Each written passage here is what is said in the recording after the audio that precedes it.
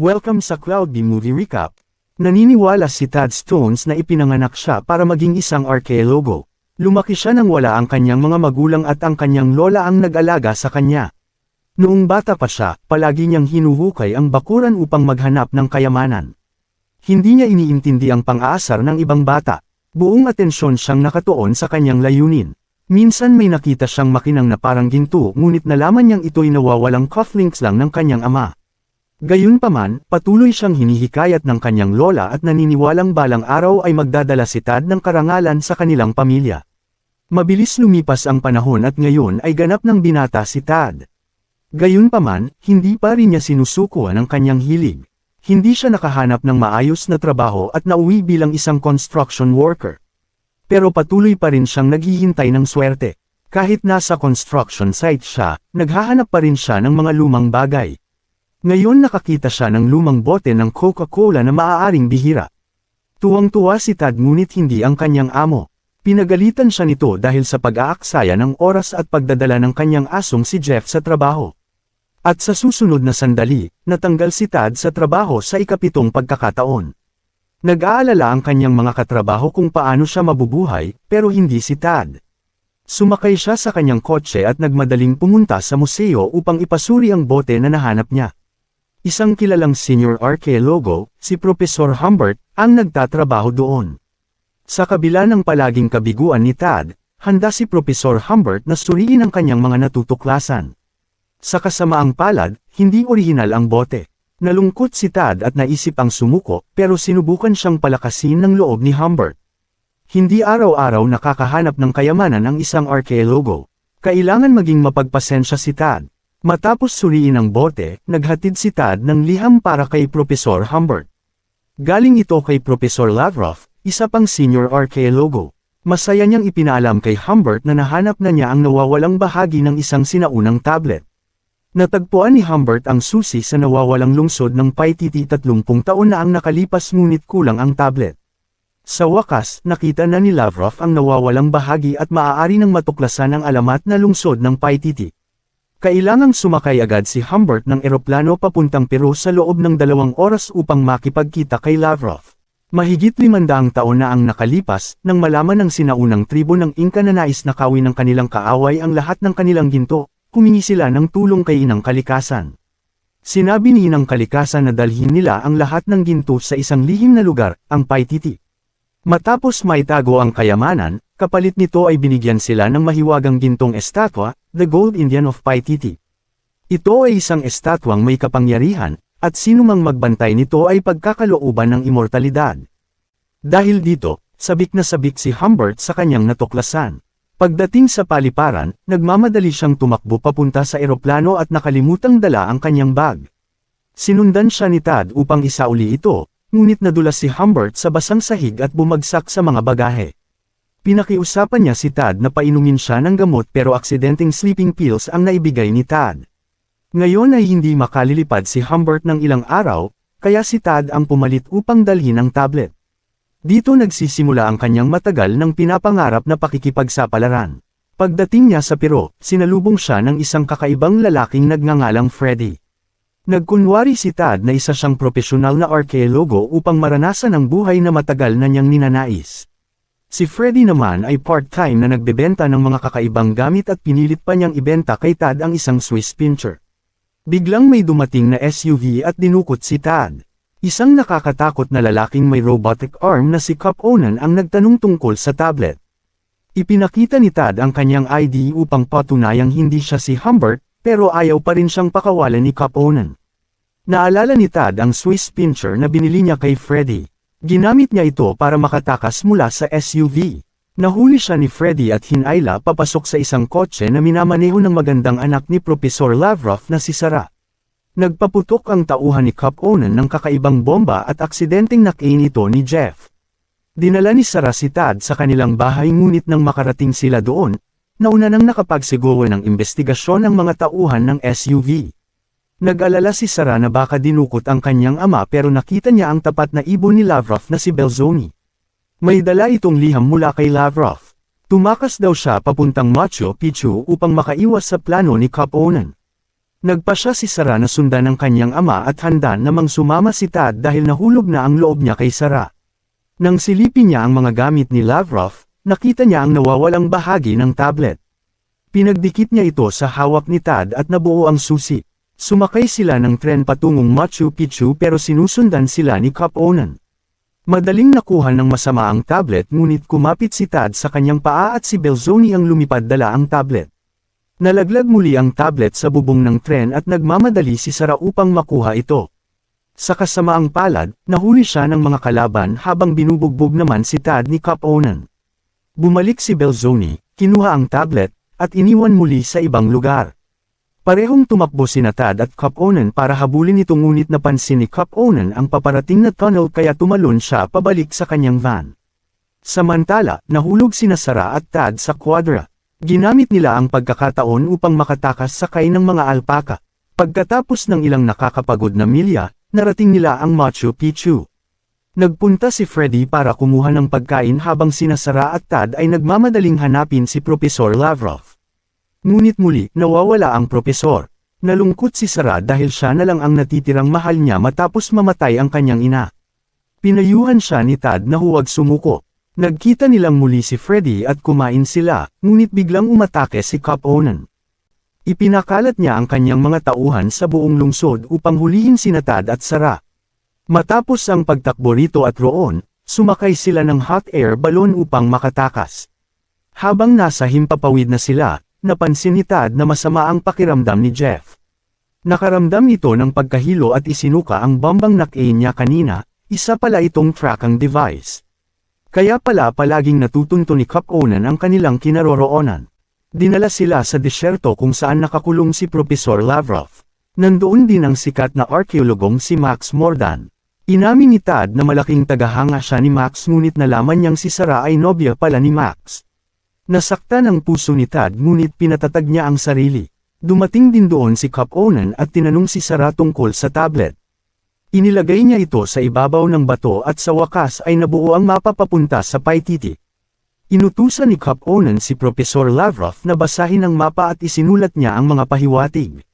Bago umalis kasama si Cop Onan, komandat si Lavrov sa kanyang anak na babae. Peke ang binasa niyang mapa at nasa ibang lugar ang tunay na mapa. Ginamit ni Tad ang kakaunti niyang kakayahan sa arkeolohiya at natuklasan ang isang nakatagong pinto. Dinala sila nito sa totoong mapa. Samantala, sinubukan ni Freddy nakawin ang isang sinaunang kalasag ngunit naging dahilan iyon para gumuho ang buong piramide. Mabilis na binasa ni Sarah ang mga pahiwatig sa mapa at ligtas silang nakalabas. Minaneho ni Tad ang isang excavator at sa wakas ay nakaalis sila sa disyerto. Naglakbay sila papunta sa gubat upang marating ang tunay na lokasyon ng Paititi habang abala si Cop Onan sa paghuhukay sa maling lugar. Sa kanilang paglalakad, ilang ulit sinubukan ni Tad na ibunyag ang kanyang totoong pagkakakilanlan kay Sarah ngunit natatakot siya na baka hindi na siya igalang dahil isa lamang siyang karpintero. Matapos ang magdamag sa gubat, naghiwa-hiwalay sila upang hanapin ang pintuan ng Paititi. Puno ng mababangas na hayop ang kagubatan at may isang nakakatakot na puma na nagsimulang habulin si Tad. Umakyat sa puno sina Sarah at Freddy habang naiwan mag-isa si Tad sa ibaba. Naghagis si Sarah ng mga nyog sa puma at ito'y tumakbo palayo. Tinawag niya si Tad na lumabas, ngunit hindi niya alam na natuklasan na ni Tad ang nawawalang lungsod.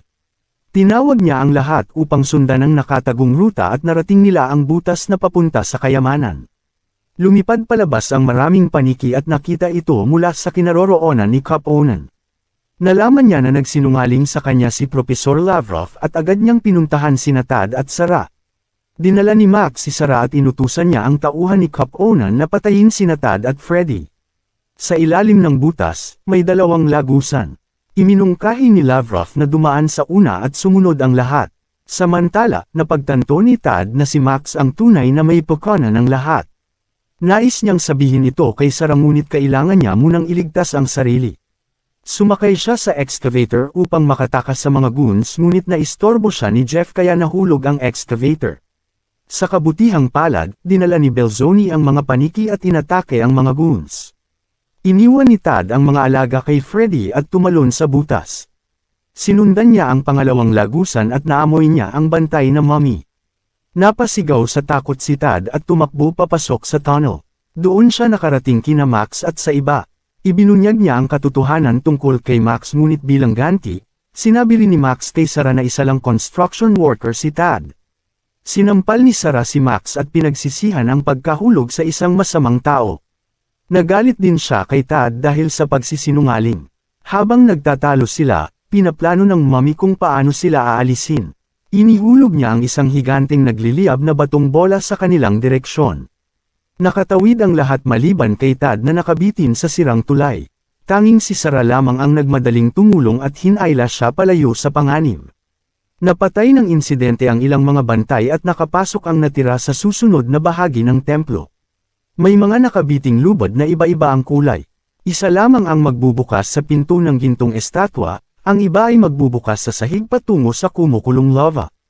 Alam ni Tad na itatapon sila ni Max sa sandaling makuha nito ang estatwa kaya't nagplano siyang patobon sina Max at Caponen.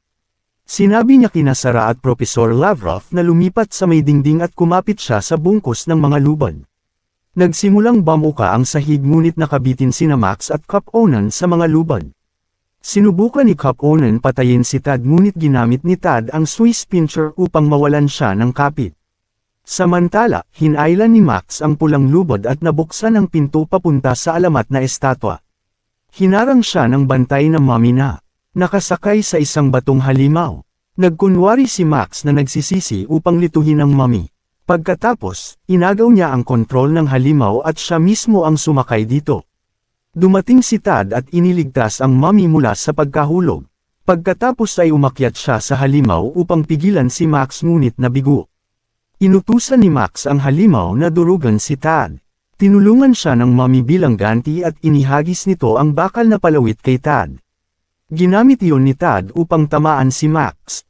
Nahulog ang halimaw ngunit nakuha pa rin ni Max ang estatwa. Makakamit na sana niya ang immortalidad ngunit may kapalit. Kailangan niyang mabuhay magpakailanman bilang isang mommy. Sa likod ng batong lagusan ay isang buong lungsod ng mga mommy. Inutusan ng bantay na mommy na ikulong si Max sa piitan. Hindi rin niya maaaring hayaang umalis si Tad at ang iba dahil maaaring ibunyag nila ang sikreto ng paititi. Inilabas ni Tad ang pinakamahalaga niyang kayamanan, ang cufflinks ng kanyang ama na nahanap niya noong bata pa, at iniabot ito sa mommy. Ito ang kanyang pangako na pananatilihin niyang sikreto ang paititi at hindi niya hahayaang gambolain ng sinuman ang mga mommy. Matapos ang nakakapagod na pakikipagsapalaran, naglakad pabalik sa gubat sina Tad, Sarah, at Lavrov. Humingi ng tawad si Tad kay Sarah dahil sa pagsisinungaling at sa pagkakabihag sa kanyang fiancé.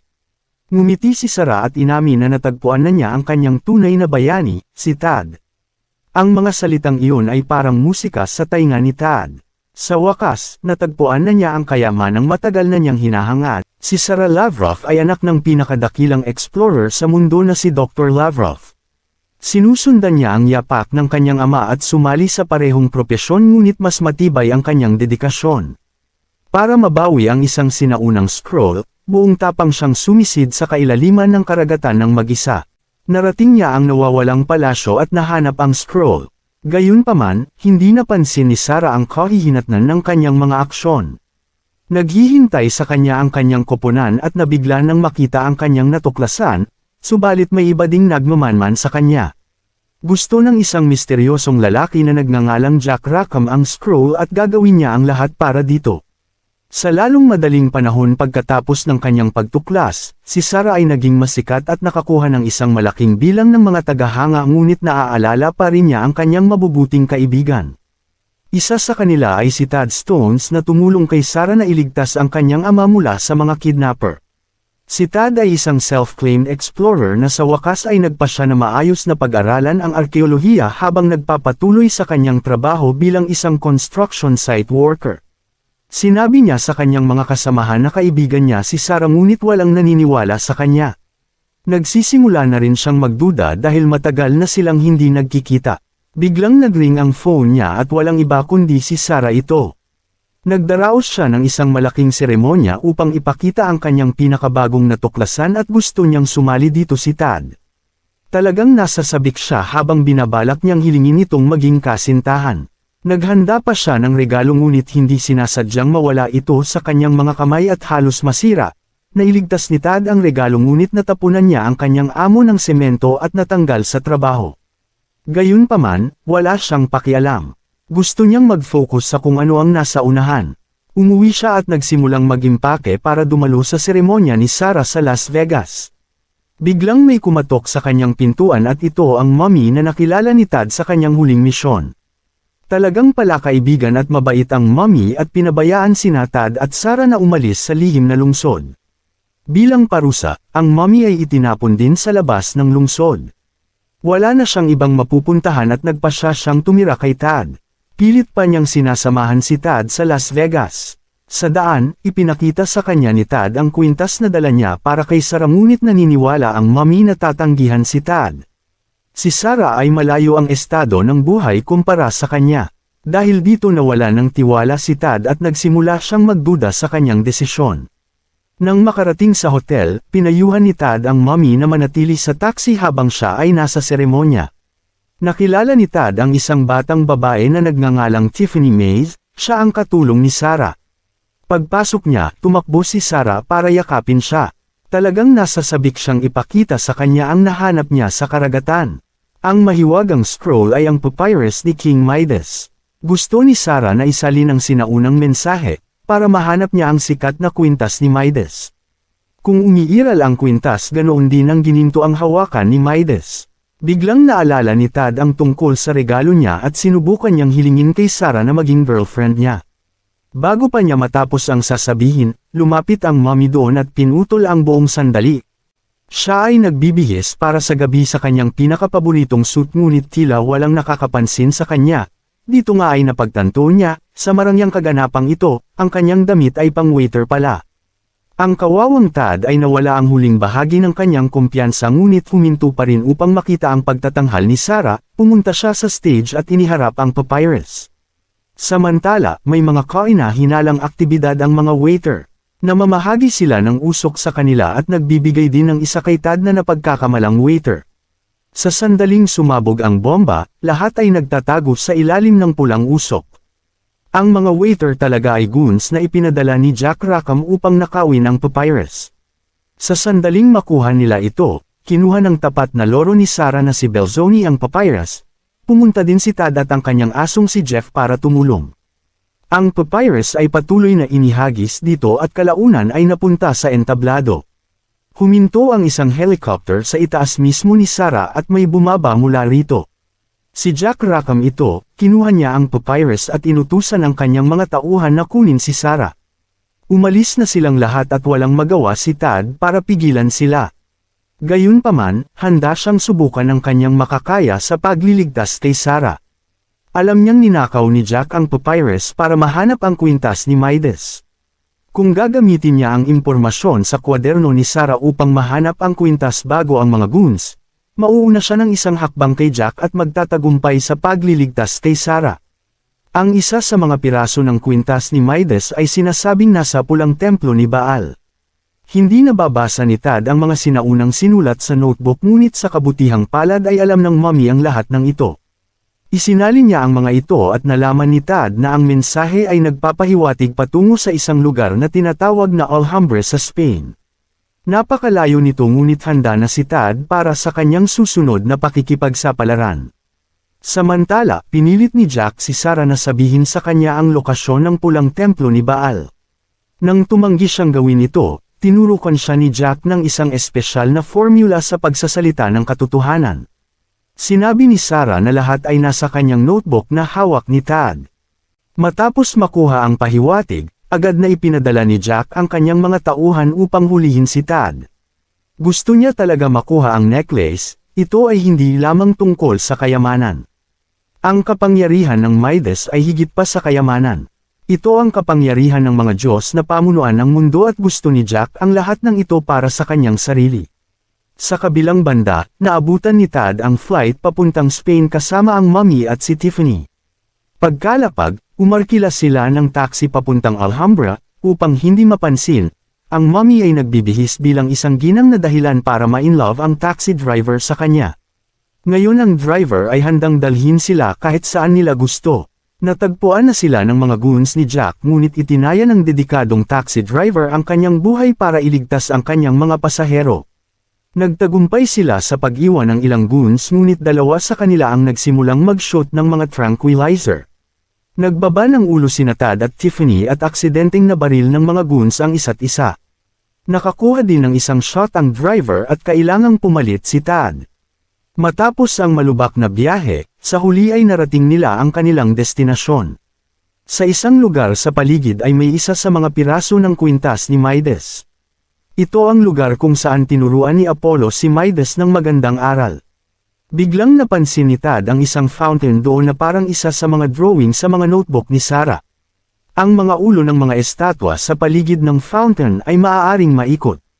Nang sabay-sabay nilang iikot ang ulo ng mga estatwa, umaagos ang tubig mula sa bibig ng mga estatwa at may lumabas na hagdanan na humahantong sa kanila sa isang lihim na base sa ilalim ng lupa. Mayroong ilang mga daanan doon ngunit isa lamang sa mga ito ang patungo sa templo ni Baal. Sinabi ng mommy na maaari niyang tanungin ang mga daga tungkol sa tamang daan. Kinakausap niya ang mga daga sa pamamagitan ng pagpisil sa kanila na parang laruan.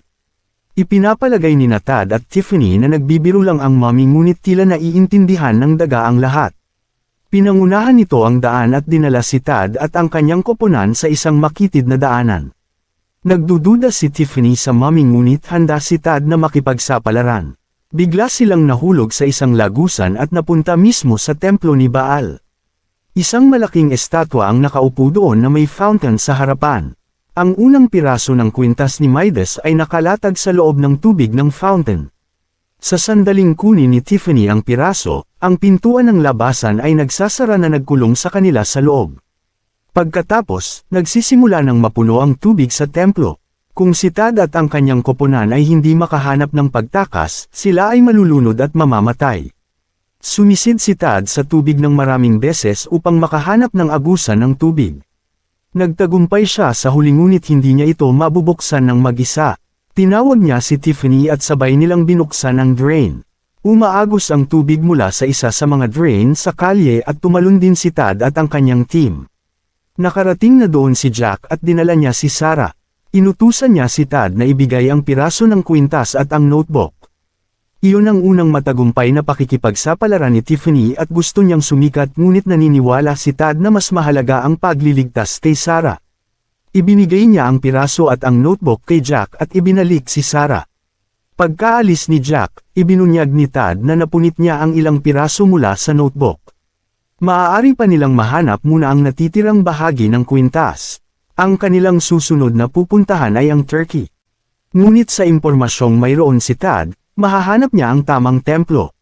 Tinulungan sila ng taxi driver na makarating sa lokasyon, habang naghihintay sila ng bangka. Gusto ni Sarah na ibahagi ang kanyang naramdaman noong malayo siya kay Tad ngunit nag-ambala muli sila. Dumating na ang kanilang bangka at kailangan nilang bumiyahe ng magdamag para makarating sa Turkey. Nakaramdam ng stress si Sarah at lumabas upang makipag-usap sa mommy. Ang nakakatawang mukhang mommy ay talagang may ilang seryosong payo. Sinabihan niya si Sarah na itigil ang pag-iisip ng labis at kumilos para sa kanyang ninanais. Naiintindihan ni Sarah at nagpa siya na ipagtapat ang kanyang nararamdaman kay Tad. Samantala, ipinakita ni Tad kay Tiffany ang kwintas na dala niya para kay Sarah. Dahil dito, medyo naiinggit si Tiffany kung paano nakukuha ni Sarah ang lahat sa kanyang buhay. Hiniling ni Tiffany kay Tad na isuot sa kanya ang kwintas para lang makita ang hitsura nito. Habang ginagawa niya iyon, nakarating doon si Sarah at inakala niya na may nararamdaman si Tad para kay Tiffany. Kinaumagahan, nakarating sila sa Turkey ngunit parang malungkot at bigo si Sarah ngunit hindi siya umimik sa nakita niya kagabi. Nagtago sila mula sa mga goons ni Jack at nagmaneho papunta sa disyerto upang hanapin ang templo.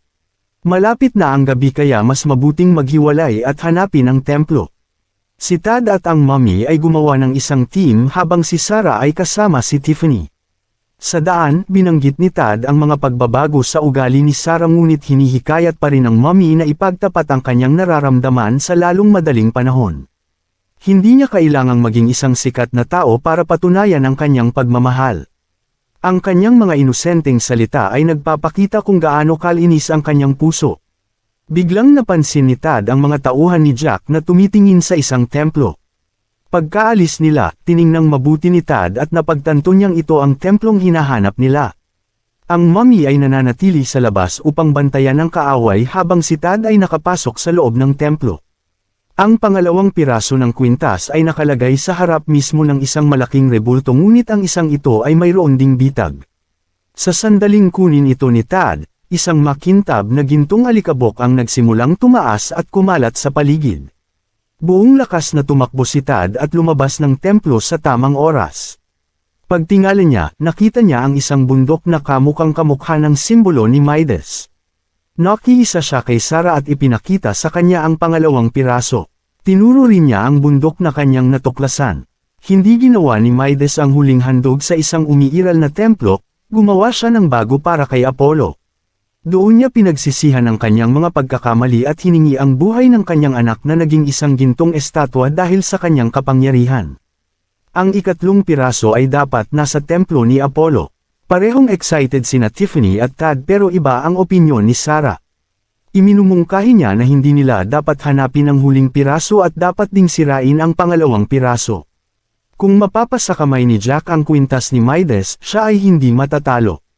Ang kwintas ay may mga kapangyarihan ng mga Diyos na hindi para sa mga mortal. Tutol si Tiffany sa ideyang ito. Isinapanganib nila ang kanilang buhay at ginawa ang pinakamalaking pagtuklas sa kasaysayan.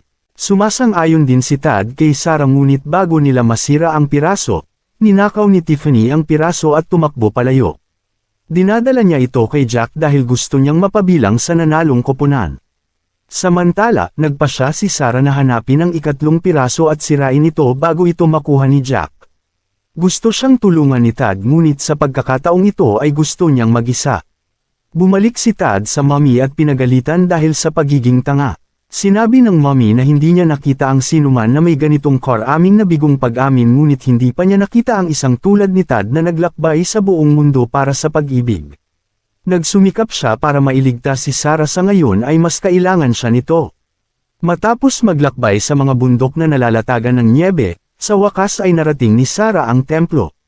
Ngunit dumating din si Jack kasama si Tiffany at ang kanyang mga goons. Lumapit si Tad para tumulong pero nahuli din siya. Sa loob ng templo, mayroong isang malaking estatwa ni Apollo at isang kabaong. Sa loob ng kabaong, may bangkay na nakasuot ng kwintas ni Midas. Si Tad ay binyantaan ni Jack na kunin ang kwintas at ibigay ito sa kanya. Ang iba pang dalawang piraso ay pinagsama at nakuha ni Jack ang makasaysayang Golden Touch. Hindi pa siya nakontento at gustong patayin sina Tad at Sarah. Sinusubukan nilang magtago habang ginagawang ginto ni Jack ang lahat ng nakikita niya. Kinuha ni Tad ang pilak na plato ng mommy at ginamit ito bilang pananggalaban kay Jack. Ang masamang tao ay nagpapatuloy sa pag-atake kay Sarah, at nang makita ni Tad ito ay tumalon siya upang tulungan siya. Ang templo ay nasisira at si Jack ay nabagsakan ng isang bumabagsak na tipak na bato. Agad na pinuntahan ni Tad si Sarah ngunit nahawakan na siya ni Jack. Nagiging ginto ang kanyang katawan at bago iyon ay gusto niyang aminin kung gaano niya kamahal ang mga panahong kasama niya si Tad. Ngunit nais ni Tad na gugulin ang natitirang bahagi ng kanyang buhay kasama siya. Pilit niyang hinahanap ang kwintas para tuluyang sirain ngunit huli na ang lahat. Naging estatwa na si Sarah. Hiniling ng mommy kay Tad na umalis sa templo bago ito gumuho ngunit nais ni Tad na mamatay kasama si Sarah. Ang kanyang walang pasubaling pag-ibig at pagpayag na isakripisyo ang kanyang sarili para kay Sarah ay hinangaan ng mga Diyos at ang ginto ay inaalis sa katawan ni Sarah dahil dito nabuhay muli si Sarah. Pagka-uwi, nagsagawa ng malaking salo-salo si Tad sa kanyang lugar at inimbitahan si Sarah. Bago muling may humadlang, ipinagtapat nila ang kanilang pagmamahal sa isa't isa at opisyal na silang naging mag-asawa.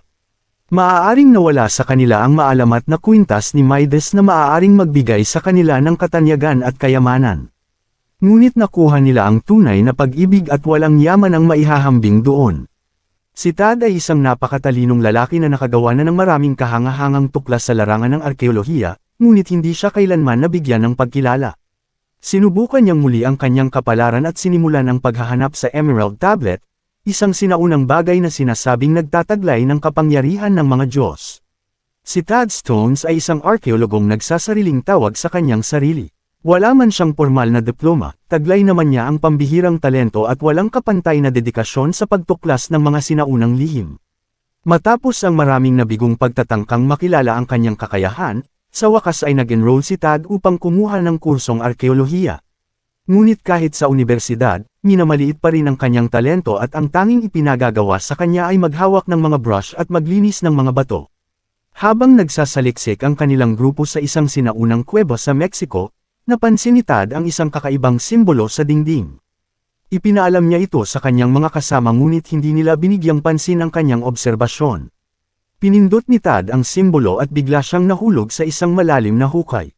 Doon ay natagpuan niya ang isang Egyptian sarcophagus at nagtaka kung bakit ito naroon sa Mexico. Habang unti-unting gumuho ang kuweba, iniligtas siya ng kanyang kasintahang si Sarah. Si Sarah ay isang kilalang arkeologo at anak ng pinakadakilang mananaliksik sa mundo na si Dr. Lavrov. Ikinwento ni Tad sa lahat ang kanyang natuklasan sa kuwebang ngunit walang naniwala sa kanya. Hindi nila alam kung gaano siya kahusay bilang isang explorer. Siya ang nakadiscover sa lihim na lungsod ng Paititi at sa kwintas ni Haring Midas. Gayunpaman, hindi niya maaaring sabihin sa iba ang tungkol sa kanyang mga nagawa dahil napakadelikado nito para sa buong mundo. Sinisi ng grupo ng mga arkeologo si Tad sa pagkasira ng kanilang ekspedisyon at tuluyan siyang pinalayas. Sinubukan siyang pasayahin ni Sarah at sinabi nitong darating ang araw na makikilala rin ng lahat ang kanyang talento. Malungkot na umuwi si Tad sa kanyang tahanan sa Chicago. Pagdating niya roon, sinalubong siya ng isang matandang babae na nagrereklamo tungkol sa mabahong amoy na nanggagaling sa kanyang apartment at sa napakaraming padalang package na dumarating sa kanyang pintuan sa loob ng nakaraang 2 buwan. Ang lahat ng ito ay dahil sa kaibigan niyang si Mommy na doon nakatira. Pinalayas ito mula sa Paititi at mula noon ay puro problema na ang idinulot nito kay Tad. Ginastos pa nito ang lahat ng ipon ni Tad sa pagbili ng kung ano-anong hindi naman kailangan sa internet. Wala na ring lakas si Tad para pag-alitan pa siya. Patuloy pa rin niyang iniisip ang malas na sinapit niya. Kinabukasan, nakatanggap si Tad ng tawag mula sa isang hindi kilalang numero. Sinabihan siya ng babaeng nasa kabilang linya na sumakay sa sasakyang nakaparada sa harapan dahil may iaalok itong isang malaking pakikipagsapalaran. Dahil sa pananabik, agad na sumakay si Tad sa sasakyan at dinala siya ng driver sa isang hindi kilalang lugar. Doon niya nakilala ang isang occult investigator na si Professor Victoria Moon. Mayroon din itong programa sa telebisyon kung saan pinag-uusapan niya ang tungkol sa mga espiritu at sa mga hiwaga ng universo. Naniniwala si Victoria na puno ang mundong ito ng mga pangyayaring hindi kayang ipaliwanag na karaniwang katwiran. Ikinwento niya kay Tad ang isang sinaunang labanan sa Egypt na naganap maraming siglo na ang nakalipas. Nangyari ito sa pagitan ni Paraon Cheops at ng kanyang salamangkero na si Hermes Trismegistus. Gumawa si Hermes ng isang bagay na nagtataglay ng kapangyarihan ng mga Diyos at may kakayahang kontrolin ang mahika. Tinawag niya itong Emerald Tablet. Dahil sa kapangyarihan nito, umabot sa sukdulang kasaganaan ang kaharian ni Cheops na hindi pa kailanman nasaksihan noon. Ngunit dahil nagsawa si Hermes na hindi kinikilala ng Paraon ang kanyang mga nagawa, binalak niyang gamitin ang kapangyarihan ng tablet upang pabagsakin ang hari. Lumikha siya ng isang sumpa na magpapakawala sa mga halimaw mula sa ilalim ng mundo upang salakayin ang hukbo ni Cheops. Ngunit natuklasan ng Paraon ang kanyang plano kaya itinago niya ang Emerald Tablet upang hindi na ito magamit ni Newman. Kumalat ang alamat na ito sa buong mundo. Marami sa mga pinakadakilang mananakop sa kasaysayan ang naghanap sa Emerald Tablet upang makuha ang kapangyarihan nito. Ngunit si Napoleon Bonaparte lamang ang nagawang matagpuan ito. Hindi niya nakontrol ang kapangyarihan ng tablet at natakot siyang mapunta ito sa kamay ng kanyang mga kaaway. Kaya ibinalik niya ito sa pinagtataguan nito at binura ang lahat ng bakas kung saan ito matatagpuan. Gayunpaman, iniwan ng kanyang arkeologong si Dominic Vivant Denon ang isang ukit na nagsisilbing gabay patungo sa Emerald Tablet. Naniniwala si Victoria na ang ukit na iyon ay nasa dating opisina ni Dominic sa Louvre. Si Dominic ang unang direktor ng museo ngunit nawala ang kanyang opisina nang isagawa ang malawakang pagsasaayos ng gusali. Alam ni Victoria ang lahat ng ito dahil nasa kanya ang personal na talaarawan ni Dominic, kasama ang isang piraso ng Emerald Tablet. Nagsimula itong magliwanag noong araw na natuklasan ni Tad ang Egyptian sarcophagus. Sigurado si Victoria na may kaugnayan ito sa Emerald Tablet. Nais niyang makasama ang grupo ng mga arkeologo sa proyekto kaya hiniling niya kay Tad na kumbansihin ang mga ito. Sinabi rin niya kay Tad na ang sinaunang palawit na nalunok ng aso niyang si Jeff ang susi upang mabuksan ang sarcophagus. Humingi si Tad ng kaunting panahon upang pag-isipan ito at umuwi muna. Bigla siyang tinawagan ni Sarah at pinapanood siya ng balita sa telebisyon. Nailabas na ng grupo ng mga arkeologo ang Egyptian sarcophagus. Si Tad ang unang nakadiscover nito ngunit ni hindi man lamang nabanggit ang kanyang pangalan. Sinabi niya kay Sarah na alam na niya kung paano ito bubuksan dahil kay Victoria. Ngunit pinayuhan siya ni Sarah na lumayo kay Victoria. Magkaklase sila noon at palagi raw itong may kakaibang ugali. Sa kabila ng babala, palihim na pumasok si Tad sa museo sa kalagitnaan ng gabi at sinubukang buksan ang sarcophagus gamit ang sinaunang palawid.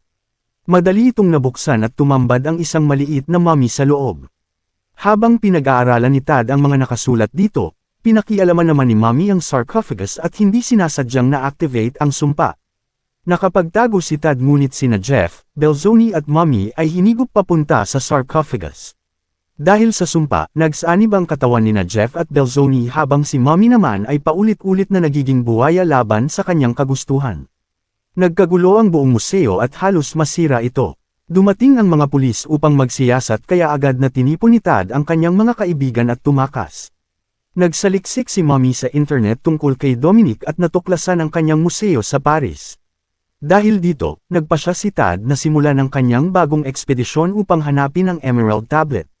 Kapag nagtagumpay siya, wala nang tatawag sa kanya na isang talunan at iligtas pa niya ang kanyang kaibigan mula sa sumpa. Dahil wala na siyang pera, nagtungo sila sa Paris sa pamamagitan ng pagtatago sa loob ng isang delivery package. Kinabukasan, dumating sa museo ang grupo ng mga arkeologo at ipinatawag din ang mga investigador na sina Agent Ramirez at Agent Sam Pickle. Matapos maghanap ng ilang sandali, natagpuan nila ang backpack ni Tad na naiwan niya habang nagmamadaling tumakas. Dahil dito, nagsimula ang malawakang paghahanap ng mga pulis sa kawawang explorer. Nang malaman ito, agad na umalis si Sarah upang tulungan si Tad. Sa daan ay nakasalubong niya si Victoria na nagsabing nasa Paris na si Tad.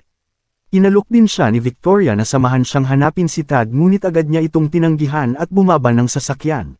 Samantala, ang hanggal na si Mommy ay patuloy na nagpo-post ng kanilang paglalakbay sa Instagram kaya nagamit ng mga pulis ang impormasyong iyon upang matunten si Tad. Nakarating na siya sa Paris at sa tulong ng mga palatandaang ibinigay ni Victoria, natagpuan niya ang lihim na opisina ni Dominic na nakatago sa ilalim ng isang estatwa sa museo. Doon ay nakilala niya ang isa pang buhay na Mommy na nagngangalang Ramona. Ipinakilala niya ang sarili bilang isang sinaunang reyna na natuklasan noon ni Dominic.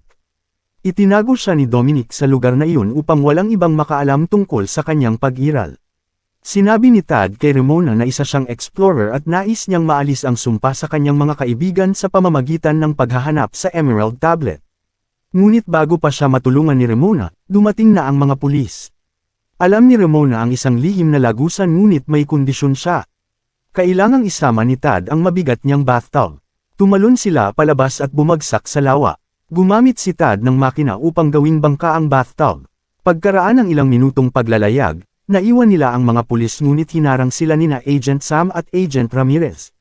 Nawalan ng kontrol si Tad sa bathtub at nabangga nito ang bangka ng mga ahente. Makalipas ang ilang sandali ay huminto sila upang pagplanuhan ang kanilang susunod na hakbang. Pumayag si Ramona na tulungan sila sa paghahanap sa Emerald Tablet ngunit may isang kondisyon. Kailangan ni Tad na ipakita siya sa isang museo at tiyaking maitatala ang kanyang pangalan sa kasaysayan. Pumayag si Tad at sinabi ni Ramona na may isang espesyal na mapa na magtuturo sa kanila sa Emerald Tablet. Ngunit bago nila ito magamit, kailangan muna nilang makuha ang susi ng mapa na nakatago sa Cataracts of the Nile sa Egypt. Tuwang-tuwa si Mommy at muli niyang ipinost sa Instagram ang kanilang naging progreso. Pinagalitan siya ni Tad dahil lalo lamang niyang binibigyan ng bakas ang mga pulis, saka itinapon ang kanyang telepono sa tubig. Nasaktan si Mommy at nagsimulang manig ang sumpa.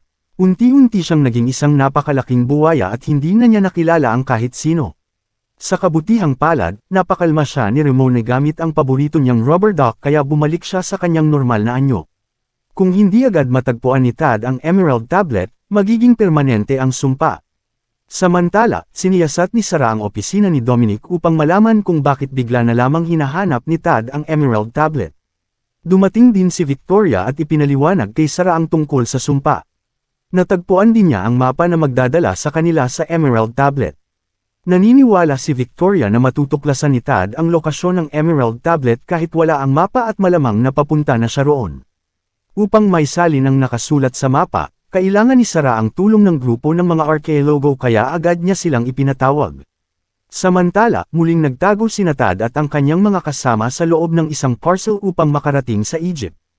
Pagdating doon, sumakay sila sa isang bangka patungo sa talon ng Ilog Nile. Habang nasa biyahe, ikinwento ni Ramona kay Tad na 3 araw lamang siyang naging reyna dahil pinatay siya ng kanyang naiinggit na pinsan upang maagaw ang trono. Dahil dito, hindi kailanman naisulat ang kanyang pangalan sa kasaysayan.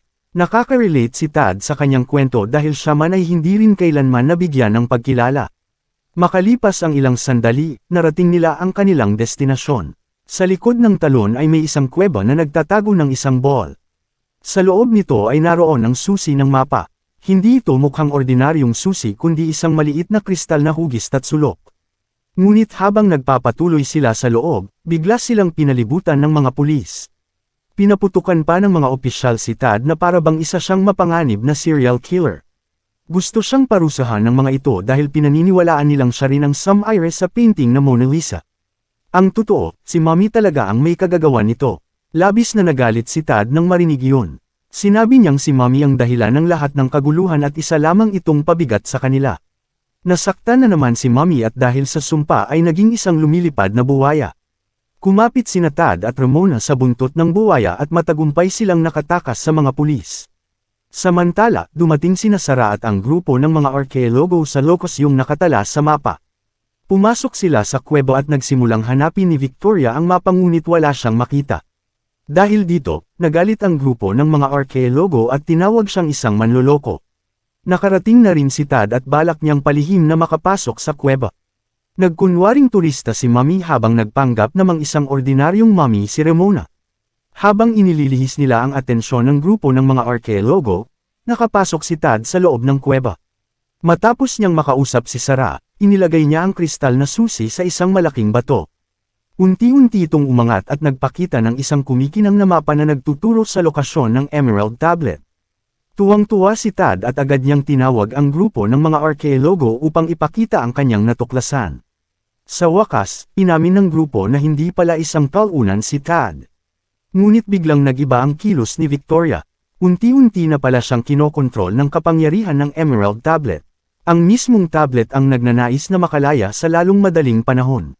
Tumakbo si Victoria upang mauna itong makuha at ikinulong ang lahat sa loob ng kuweba. Nang mabuksan nila ang daanan palabas, isang napakaraming pulis ang naghihintay na sa kabilang panig. Sinubukan ni Tad at ng grupo ng mga arkeologo na ipaliwanag ang totoong nangyari ngunit hindi nakinig si Agent Sam. Kinuha rin niya si Ramona upang ilagay ito sa isang museo bilang exhibit. Habang dinadala sila, humingi ng paumanhin si Tad sa lahat. Naniniwala siyang siya ang nagdadala ng kapahamakan sa mga taong malapit sa kanya. Dahil sa labis niyang paghahangad ng pagkilala, naligay sa panganib ang lahat ng kanyang mga kaibigan. Sinabi ni Sarah na kailangan nilang tumakas at hanapin ang Emerald Tablet upang magamot si Mommy. Ngunit mas pinili ni Tad na manatiling nakakulong dahil ayaw na niyang makasakit pa ng iba. Biglang nag-ipon ng lakas si Mommy at sinabi kay Tad na siya ang pinakamahusay na arkeologo dahil siya ang nakatagpo sa kanya. Dahil sa mga salitang iyon, muling nabuhayan ng loob si Tad at nagpas siyang ipagpatuloy ang kanilang pakikipagsapalaran. Muli nilang ginamit ang anyong buwaya ni Mommy upang makatakas sa mga pulis. Ngunit naiwan si Ramona dahil malapit nang matupad ang kanyang pangarap na mailagay sa isang museo. Nagpatuloy sina Tad at ang iba pa sa kuweba na nakatala sa mapa. Sa kanilang pagpasok, natuklasan nilang may isang buong sinaunang lungsod na nakatago sa loob nito. Natagpuan ni Tad ang lugar kung saan dapat naruroon ang Emerald Tablet ngunit naunahan na siya ni Victoria. Tuluyan na siyang naging masama at binuksan ang isang portal upang pakawalan ang mga halimaw mula sa ilalim ng mundo. Lubusan ng nilamon ng sumpa si Mommy kaya inatake niya sina Tad at Sarah. Mabuti na lamang at dumating si Ramona at isinakripisyo ang sarili niyang pangarap upang iligtas ang kanyang mga bagong kaibigan. Matapos silang habulin ng buwaya ng ilang sandali, sa wakas ay naabot ni Tad ang Emerald Tablet. Ngunit aksidenteng nahulog si Mommy sa loob ng portal. Pagmulat ni Tad ng kanyang mga mata, nakita niyang nasa likod siya ng entablado ng isang napakalaking pagtitipon. Ginaganap pala ang isang engranding seremonya upang ipagdiwang ang kanyang pinakabagong tuklas wuyang ng Emerald Tablet. Naglakad si Tad patungo sa entablado upang maranasan ang matagal na niyang pinapangarap na sandali ng pagkilala. Ngunit habang papalapit siya, bigla niyang naalala at na-miss ang kanyang mga kaibigan. Doon niya napagtanto na ang entablado at ang lahat ng nasa paligid niya ay isa lamang ilusyon na nilikha ng Emerald Tablet. Muling nabawi ni Tad ang kontrol sa kanyang isip at itinapon ang Emerald Tablet sa loob ng portal. Agad na nawala ang sumpa at nagyakapan silang lahat sa tuwa. Paglabas nila ng kuweba, naghihintay na roon ang mga pulis ngunit wala na silang balak arestuhin si Tad. Ipinaliwanag na ng grupo ng mga arkeologo ang tunay na nangyari. Gayunpaman, nakiusap si Agent Ramirez kay Tad na panatilihing lihim ang natuklasan nila dahil napakadelikado ng Emerald Tablet. Ngunit sa pagkakataong ito, wala nang pakialam si Tad kung makilala man siya o hindi. Nabuo na niya ang sarili niyang pangkat ng mga arkeologong may kakaibang kakayahan at pambihirang talento. Magkakasama nilang haharapin ang mga susunod pang pakikipagsapalaran upang tuklasin ang lahat ng mga nakatagong lihim ng mundo.